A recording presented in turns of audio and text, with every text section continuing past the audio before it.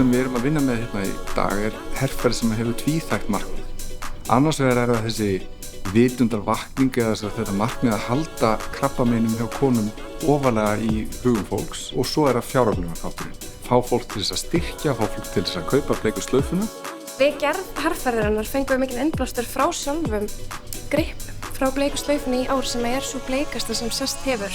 Hugsunin þar með að við erum öll ólík sem endurspeglast í formi með steinana í slaufunni og þessi sterki bleiki litur, hann stendur fyrir svo ótrúlega margt fallegt sem við tókum inn og gerðum í raun og veru aðalpersónu herferðarinnar. Við erum bleik fyrir okkur öll.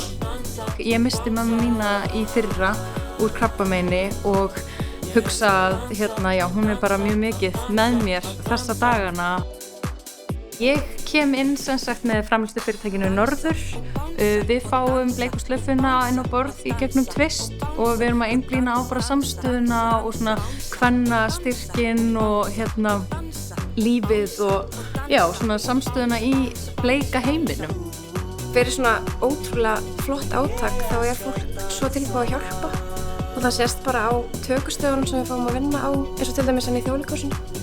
Við finnum alla bleikari stað. Gær var risastór dagur þar sem vorum í Gufunesinu, vorum bara með 90 manns aukaleikara og Latti og Sveppi og Svandís og ég veit ekki hver voru á svæðinu. Það er náttúrulega ótrúlega gaman að vinna með öll þessu fagfólki sem kemur að svona auglýsingu.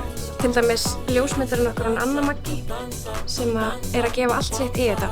Bara frábært að fá að vinna með henni og öllu þessu ólíka skemmtilega fólki sem að setja fyrir á myndunum. Það alveg með ólíkindum að upplifa velviljan og stuðningin sem að þessi málstæður nýtur út allt. Það eiginlega bara undantekning að ykkur segi nei. Auðvitað eins og með kvikmyndagerð og bara verkefni almennt, maður gerir það ekkert einn og það hópur af fólki sem búin að hlaupa og láta þennan draum verða að veruleika.